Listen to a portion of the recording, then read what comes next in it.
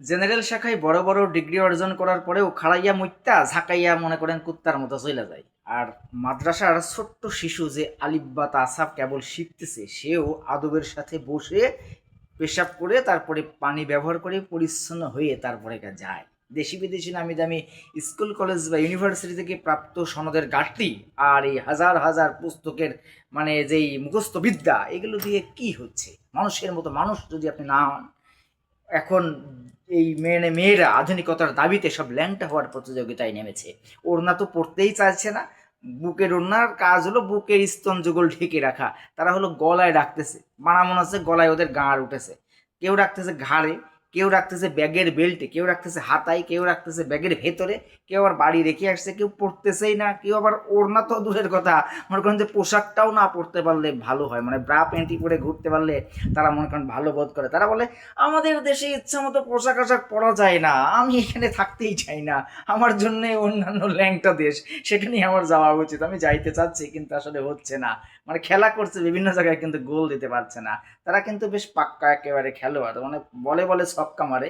সিরিয়ালে স্টেডিয়ামে খেলোয়াড় রাখে, যে যখন যতটা রান করতে পারে এক এক করে আউট হয়, মাল পড়ে যায়, আর আবার দ্বিতীয় খেলোয়াড় প্লেয়ার নামায়। এভাবেই তাদের সিরিয়ালে চলে আর কি। তারা হাতের পরে হাত বদল, বুকের পরে বুক বদল করে বেড়ায়। এখানে সেখানে স্কুলে কলেজে ইউনিভার্সিটিতে চিপা চাপায়, পার্কে পড়কে, অলিতে গলিতে, শহরে বন্দরে, গ্রামে গঞ্জে পর্যন্ত ছড়িয়ে গেছে এই যে এই ধরনের পকামপাইট ভাইরাস। সকেটে প্লাগ লাগিয়ে চার্জ দেওয়া নেওয়া খেলা আর কি। বন্ধু বান্ধব, সহপাঠী, সহকর্মী, ভাইয়া, দাদা, নানান রকম নামে বেনামে, নানান রকম পরিচয়ে কাজিন মাজিন, বুঝলেন না? পাতানো, মাতানো, হাতানো, মামাতো, ফুফাতো, চাচাতো, পাড়াতো, মাতানো, সবই ওই যে কোপানো আর কি সম্পর্ক, বেশিরভাগ ক্ষেত্রে জেনারেল শাখায়। আর মাদ্রাসা শাখায় কখনো কোনোদিন দেখবেন না যে কোনো মাদ্রাসায় এরকম ভাবে ছেলে মেয়ে অবাধে মেলামেশা করতেছে, অবৈধ যৌনতায় জড়াচ্ছে, বিড়ি সিগারেট গাঁজা খাচ্ছে, নেশা ভাঙ করতেছে, ওড়না আসল ছাড়া বুক পিট বের করা ল্যাংটা হয়ে মনে করেন যে ঘুরতেছে, এরকম নাই। জেনারেল শাখায় আজকাল মেয়েদের মধ্যে লজ্জা, শরম, হায়া নেই, উঠে গেছে। তারা মনে করছে যে যত খুলতে পারে সে তত আধুনিক। বিভিন্ন সময় দেখবেন যে মিডিয়া পাড়াই বলে অমক হলো অমক জায়গায় উত্তাপ ছড়াচ্ছে, অমক জায়গায় গিয়ে উত্তাপ ছড়াচ্ছে। আসলে এরা ল্যাংট হয়ে খদ্দের চাচ্ছে, এটা তারা বলে না। বড় বড় বল দেখাই আর মাঠে হলো খেলোয়াড় চাই, এই ইঙ্গিত সবাই বুঝে, কিন্তু কিন্তু কেউ বলে না এরকম খোলামেলা, বুঝলেন না? তারা নিজেরাই বলে না। এই বুকে স্তনের ভাজে ফুল গোজা, এখানে ফুল গোজা, ওখানে দুল গোজা, এখানে খোলা, ওখানে খোলা, এখানে নাভি দেখানো, ওখানে নানান রকম ভাবে ইনিয়ে বিনিয়ে কায়দা করে দেহটাকে প্রদর্শন করা। তো যারা যা প্রদর্শন করে তারা তো তা বিক্রি করে, তাই না? একজন দোকানদার পণ্য প্রদর্শন করে, বিভিন্ন রকম ভাবে লাইটিং ফাইটিং করে, এভাবে সেভাবে ঘুরিয়ে পেঁচিয়ে রাখে, মানুষের চোখে পড়াতে চায় আর কি, মানুষের দৃষ্টি আকর্ষণ করে। এগুলোর কারণ কি? মানুষ, ক্রেতা যেন দেখে, আকর্ষিত হয়, তারা যেন পছন্দ করে। তো নারীর, যেই সব নারী দেহটাকে বিক্রি করে, সেসব নারী কেবল দেহটাকে প্রদর্শন করে, এছাড়া তারা পর্দায় থাকতো।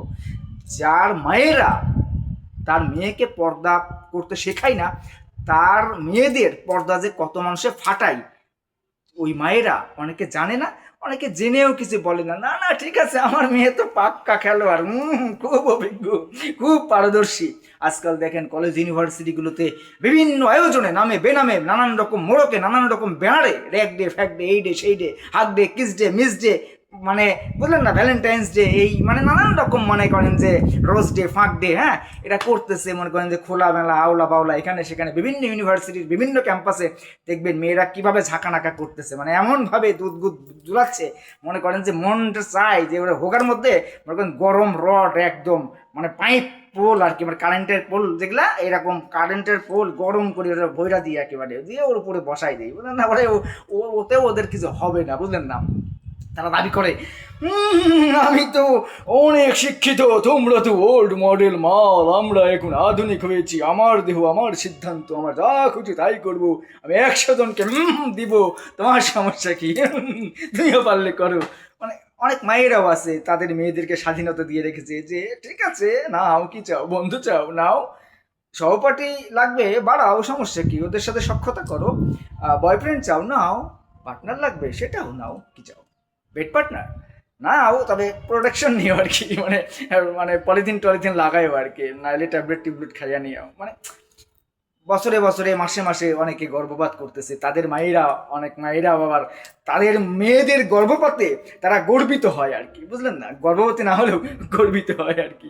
অনেক আছে, বুঝলেন না, খোঁজ নিয়ে দেখবেন আপনার আশেপাশে, আপনি যেখানেই আছেন, তারা আসলে জীবনে কোনোদিন সুখ শান্তি সফলতা কিছুই পায় না। তারা যা মনে করে যে সনদের গাঠটি আর মানে অর্জন উপার্জন এগুলোই সফলতা, আসলে এগুলো কোনোটাই সফলতা না। তারা জীবনে স্বস্তিও পায় না, শান্তিও পায় না, অসুস্থতাও যায় না, জীবনে কোনোদিন তারা দুঃখ দুর্দশা থেকে বের হতে পারে না। ব্যস্ততায় তাদের মনে করেন জীবন যৌবন সব কেটে যায়। আর এই যে রনে বনে জনে জঙ্গলে সবাই মিলে লুটে পেটে খাই শিয়ালের মতো মুরগি, টেনে হিসড়ে যে ভাবে পাই, যে যখন নাগালে পাই সে তখন সকেটে প্লাগ ভরে দিয়ে মোবাইল চার্জ দেওয়া নেওয়া খেলা করে, এভাবেই চলছে আর কি।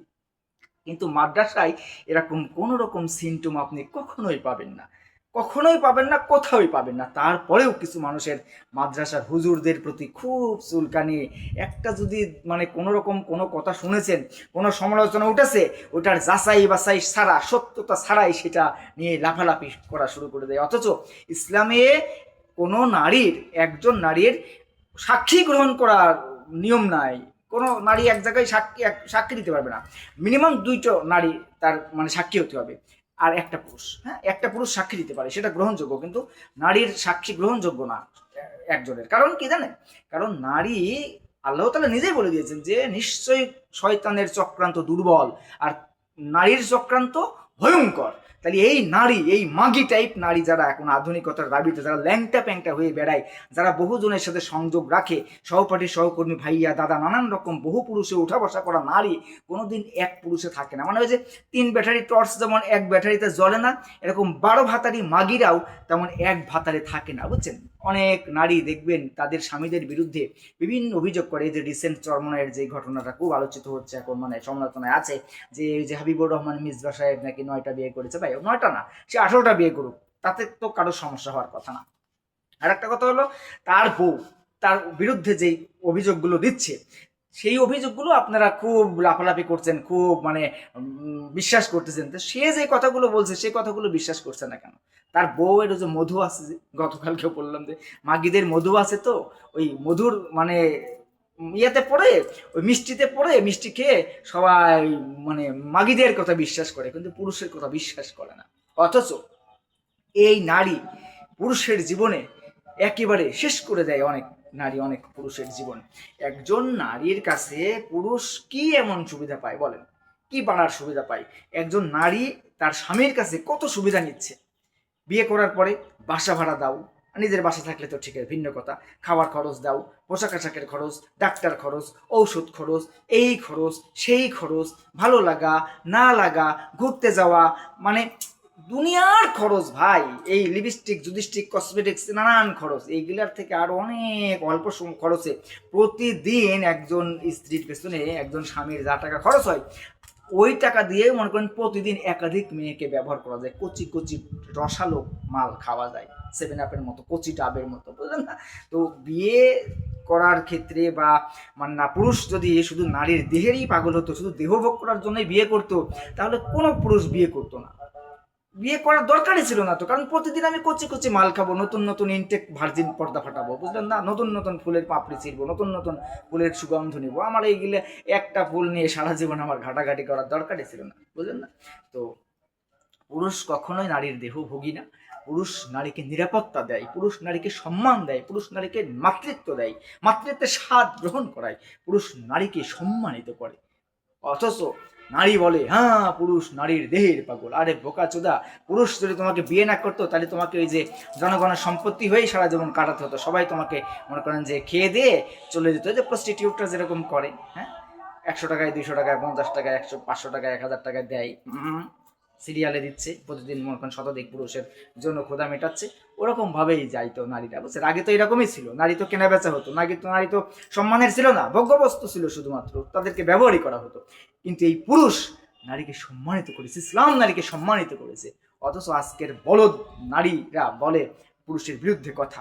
অথচ নারীকে সৃষ্টি করা হয়েছে শুধুমাত্র পুরুষের মানে তার স্বামীর মনোরঞ্জনের জন্য, তার স্বামীকে খুশি করার জন্য, তার স্বামীকে স্বস্তি দেওয়ার জন্য।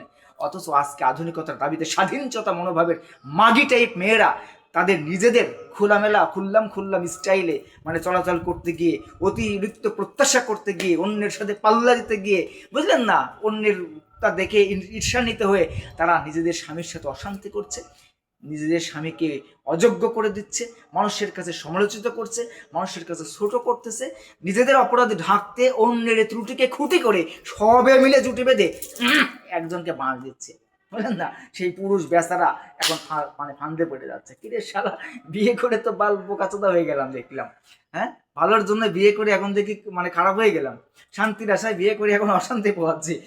হাজার হাজার না কোটি কোটি পুরুষ এরকম বিয়ে করে কাঁদতেছে, বুঝলেন না? যার বউ নাই সে হালাই রাইতে কাঁদে, আর যার বউ আছে এ হালাই দিনেও কাঁদে, রাইতেও কাঁদে, বুঝলেন নাই?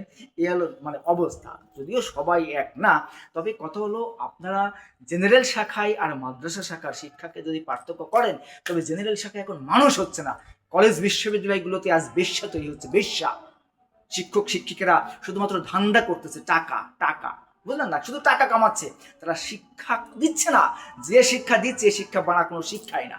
কি শিক্ষা পেলে যে বাড়া ওর নাই খুলে দিলে কি শিক্ষা দিচ্ছে? কলেজে, ইউনিভার্সিটিতে, স্কুলগুলোতে জেনারেল শাখায় যে মেয়েরা বেপর্দা করে বেড়াচ্ছে, বেহায়াপনা করে বেড়াচ্ছে, উচ্ছৃঙ্খলা করে বেড়াচ্ছে, বিশৃঙ্খলা করে বেড়াচ্ছে, নষ্টামি করে বেড়াচ্ছে, খুন রাহাজানি হত্যা ইত্যাদি নোংরামি নেশা এগুলো করে বেড়াচ্ছে। মাদ্রাসার কোনো ছেলে মেয়ে দেখছেন এগুলো করে বেড়ায়? না না না।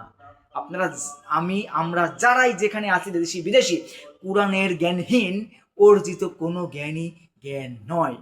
কোরআনের জ্ঞানবিহীন অর্জিত কোনো জ্ঞানই জ্ঞান নয়। আমার আপনার মধ্যে যদি কোরআনের জ্ঞান না থাকে, তাহলে যতই আমরা বই পুস্তক পড়ি আর যত পণ্ডিত হোক না কেন, বা কিছুই না। হ্যাঁ, যে আল্লাহ তাআলা আমাকে আপনাকে সৃষ্টি করেছেন, বেঁচে থাকার সুযোগ দিয়েছেন, আমার শ্বাস প্রশ্বাস চালু রেখেছেন, আমি দেখতে পারছি, বলতে পারছি, শুনতে পারছি, চলতে পারছি, ভাবতে পারছি, নড়তে পারছি, চড়তে পারছি, হাঁটতে পারছি, উঠতে পারছি, বুঝলেন না, বসতে পারছি, এই যে মানে কাজকাম করতে পারছি, সুস্থ আছে, দাঁড়িয়ে আছি। তো যে আল্লাহ তাআলা আমাকে আপনাকে এই সুযোগ দিয়েছেন, অক্সিজেন চালাচ্ছেন, ফলমূল, চাল ডাল, নুন তেল ঝাল ইত্যাদি, সোনা দানা সমস্ত কিছু যে আল্লাহ তাআলা দিলেন, এই সূর্যের আলো দিলেন, বাতাস দিলেন, খাবার দিলেন, পানি দিলেন, সেই আল্লাহ তাআলা আমাদেরকে কি বিধান দিয়েছেন, কি সংবিধান দিয়েছেন, কি নীতি আদর্শ দিয়েছেন, কোনটা হুকুম করেছেন, কোনটা নিষেধ করেছেন, সেটা আমরা দেখলাম না, বুঝলাম না, শুনলাম না, পড়লাম না। আমরা অনেক অনেক বই পড়লাম, উপন্যাস পড়লাম, কবিতা পড়লাম, শত শত বই পড়ে আমরা নিজেকে বিরাট চোদের বাল মনে করতেছি। কিন্তু যে আল্লাহ তাআলা আমাকে আপনাকে সৃষ্টি করেছেন, যে আল্লাহ তাআলা আমাকে আপনাকে বাঁচিয়ে রেখেছেন, যে আল্লাহ তাআলা এই পৃথিবী সহ সমস্ত মহা সৃষ্টি জগৎকে সৃষ্টি করেছেন, পরিচালনা করছেন, সেই আল্লাহ তাআলার বিধান, সে আল্লাহ তাআলার বার্তা, সে আল্লাহ তাআলার চিঠি আমরা পড়লাম না, দেখলাম না। অথচ আমরা নিজেকে মনে করছি যে খুব বড় বানা পড়ের মানে পণ্ডিত আর কি, বুঝলেন না? নাম যশ খ্যাতি শক্তি সমর্থ, টাকা পয়সা অর্থ করি, মানে পরিচিতি সুপরিচিতি, বুঝলেন না, ভক্তবিন্দু অভাব নেই। মারা গেলে মনে করেন যে হোগার মধ্যে দিয়ে দিচ্ছে, কবরের মধ্যে পুঁতা দিচ্ছে ল্যাংটা করে, তারপরে খেলা শুরু হয়ে যাচ্ছে, যে খেলা আমরা কেউ দেখতেছি না। আর যে সকল মেয়েরা এই যে ওড়না আঁচল ছাড়া বুক পেট বের করে মানে পর্দা পুষিদা না করে বেপর্দা ব্যবপনায় ল্যাংটা প্যাংটা হয়ে ঘুরে বেড়াই, এইসব মেয়েরা মারা গেলেও মারা ল্যাংটা করেই পুঁতে দেওয়া উচিত। ওরা যেভাবে বেড়ায় ওভাবেই পুঁতে দাও, পুরো ল্যাংটা তো করার দরকার নাই, যাই হোক, মানে ওরা যেভাবে বেড়াই যাক, জাস্ট ওইভাবেই পুঁতে দাও। মরার পরে পর্দা খিচেটাই বানা। হ্যাঁ, মেয়ে মানুষ তোমরা যারা হয়তো ঘুরে বেড়াস ল্যাংটা প্যাংটা হয়ে অর্ধলঙ্ঘি অনলাইন অফলাইনে, ওদেরকে দেখে পুরুষের মনে করেন যে বাম্বু খাড়া হয়ে যায়, ভেতরে টন টন করে, লাগাইতে ইচ্ছে হয়, মনে মনে লাগাইও অনেকে, বুঝলেন না, মনে মনে সহবাস করে, আর নাগালে পাইলে তো একদম বইরা দেয়। তো মারা দেওয়ার পরে তো আর তোদেরকে দেখি কারোর খাড়াই না, দাঁড়াই না, নাড়াই না, নড়ে না, খাড়াই না, বুঝলেন না, যা মানে যাতা দিতে ইচ্ছে হয় না। তো মরার পরে পর্দা করে লাভ আছে? মরার পরে ঢেকে ঢেকে একদম না না না, মাকে মেয়ে মানুষ যায়েন না ভাই, ওইদিকে যায়েন না, ছবি টবি তুইলেন না ভাই, ভিডিও করেন না, ওটা মেয়ে মানুষ মরছে ভাই, একদম ধোয়া মুসাইয়া একদম মনে করেন যে ল্যাংটা প্যাংটা করে, তারপরে চকলেটের মধ্যে প্যাকেট কইরা, তারপরে খাটিয়ার উপরে মনে করেন দিয়ে দিছি একটা মেয়ে মানুষ কবরের উপরে ধরছে চাদুয়া, মেয়ে মানুষ মাটি দিচ্ছে, শাআল্লাহ খানকিরা। তোরা জীবিত থাকাকালীন যদি পর্দা না করিস, মরার পরে তোর পর্দা কিসের খানকি মাগিরা? বেঁচে থাকাকালীন পর্দা কর, বেঁচে থাকাকালীন পর্দা কর, বুঝলি না? যে সকল খাবার আলগা থাকে, এতে পোকামাকড় বসবে, পিঁপড়া বসবে, ময়লা আবর্জনা পড়বে, ধুলাবালি পড়বে, এটাই তো নিয়ম। ভালো জিনিস, দামি জিনিস সবসময় ঢাকা থাকে, প্যাকেটে থাকে, নানান রকম র্যাপিং করা থাকে, যেগুলো সস্তা সেগুলো ফুটপাতে থাকে খোলা মেলা। যেগুলো দেখবেন যে যে লোকাল হোটেল মোটেলে খাবার দাবার আলগা ফালগা করে রেখা দেয়, ময়লা আবর্জনা পড়ে, ওইগুলো কেউ সুদে না, খায় না, ওগুলো কুত্তা বিড়াল খায়, তাই যে সাধারণ গরিব মানুষ মানে বুঝলেন না, সস্তায় খায় আর কি। কোনো রুচিশীল মানুষ ওই খোলামেলা বাজারের পণ্য ওইসব খায় না, কারণ এগুলো ময়লা আবর্জনায় ভরা। তো যে সকল মেয়েরা এরকম খোলামেলা ল্যাংটা ল্যাংটা ভাবে চলে, এরাও এরকম মনে করেন যে ময়লা আবর্জনায় ভরা। যে যখন পাইছে মায়রা দিয়ে থুয়া দিচ্ছে, বুঝলেন না, এটা সব পর্দা ফাটা ভার্জিন বেশিরভাগ, বুঝলেন না। আমি এভাবে বলার জন্য খুবই সরি, আমি কাউকেই আঘাত করতে চাই না, কাউকে সম্মানিত করতে চাই না, কিন্তু আমার মূল উদ্দেশ্য হলো কোরআনের জ্ঞানবিহীন অর্জিত কোনো জ্ঞানই জ্ঞান নয়, এটা যেমন মানতে হবে, বুঝতে হবে, শিখতে হবে। আর কোরআন হলো অর্থ না বুঝে কোরআন পড়া হলো ঔষধ ছাড়া প্রেসক্রিপশন পড়ার মতো। আমার ভালো থাকি ভালো রাখি গ্রন্থে সবগুলোই বলা আছে মোটামুটি। আমি যদি কোরআন পড়ি আল্লাহ তাআলা কি বলছেন সেটা যদি আমি নিজের ভাষায় না বুঝি, আপনি আমাকে একটা ইংরেজিতে চিঠি দিলেন, আমার বস মনে করেন আমেরিকান বস, আমার grandpa is in robot treatment Bob, উনি আমাকে বললেন যে হ্যাঁ Jack, good morning, I am coming tomorrow in the morning to Dhaka and pick me up from hotel, from the airport, and I will stay there 5 or 7 days. You make sure everything, hotel and all, এই সেই আং মানা কিছু বললো আর কি। তা আমি দেখলাম, পড়লাম, মুখস্থ করে রেখে দিলাম, কিন্তু আমি এয়ারপোর্টে গেলাম না, হোটেলও ঠিক করলাম না, গাড়ি ঠিক করলাম না, কোনো কিছুই আমি মনে করি করলাম না। পরে এখন বস আসলো, এই জ্যাক, হোয়াট আর ইউ, এই grandpa, I am at home, still you are at home, why you still at home, what you doing there? Oh grandpa, I'm writing, I'm recording my video, whatever I'm doing at that time, বললাম। তাই বলছে, oh didn't you get my mail? Yes, I have got your mail and I read out all lines এই সেই clearly. হ্যাঁ বুঝলেন না, আমি তোমার মেইল পেয়েছি, মুখস্থ করে রেখেছি। আর বোকাচোদা, তোকে বলেছি কি আমি কালকে সকালে ঢাকা আসতেছি, তুই আমাকে এয়ারপোর্ট থেকে নিয়ে যাবি হোটেলে, 5-7 দিন থাকবো সেখানে, সবকিছু তুই রেডি করবি, তো বানা তো কিছুই করিস, তুই আমার চিঠি বুঝিস নাই।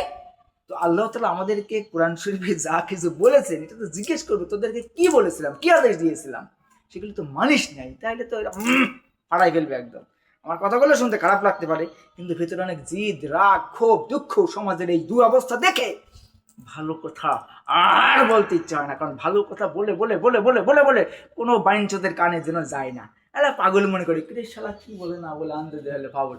কিন্তু এই পৃথিবীর জীবনটা খুব সামান্য, এই 50, 60, 70, 80, 100 বছর কম বেশি, এই সময়টাকে সুন্দর করার জন্যে বাড়ি গাড়ি গড়তে গিয়ে আমরা রাতে দিনে কি কষ্ট করি, দেশে বিদেশে খেটে খুঁটে, হ্যাঁ জীবনের ঝুঁকি নিয়ে, রোদে পুড়ে বৃষ্টিতে ভিজে, কত রকম অবস্থায় কত মানুষের কত কথা শুনে কত রকমভাবে নিজেকে প্রস্তুত করছি, লেখাপড়া শিখছি, কাজকাম শিখতেছি, নিজেকে তৈরি করছি, আয় রোজগার করতেছি, একটু ভালো থাকতে চাই, আমি ভবিষ্যৎটাকে সাজাতে চাই। কিন্তু এই পৃথিবীর পুরো সময়টাই বর্তমান, এখানে অতীত বর্তমান ভবিষ্যতে সীমিত সময় নয়। আমাদের অতীত হলো রুহের জগৎ, বর্তমানটা হলো পৃথিবীর জীবনকাল, আর ভবিষ্যৎ হলো আসল পরকাল, যেটা অনন্তকাল চলতে থাকবে। সেখানে আমি গিয়ে ভালো থাকবো, তো সেখানে গিয়ে আমি কি করবো? এখানে যদি আমি অন্যায় অবিচার করি, চুরি চিটারি দুর্নীতি বাটপাড়ি করি, আমি যদি অন্যকে কষ্ট দিই, অপবাদ দেই, অন্যের ক্ষতি করি, অন্যকে বিতর্কিত করি, এই সেই নানান রকম ভাবে, তাহলে আমাকে ভৈরা দেবে একেবারে। যতটুকু সময় আছে বুঝে শুনে চলি, কারো উপকার করতে নাও যদি পারি, অপকারের কারণ যেন সৃষ্টি না করি, ভালো থাকি, ভালো রাখি, বাবা মায়ের সম্মান রেখে তারপরে চলি। ল্যাংটা প্যাংটা ভাবে সহপাঠী সহকর্মী করে বেড়ানো, এটা কোনো শিক্ষা নয়, এটা হলো আসল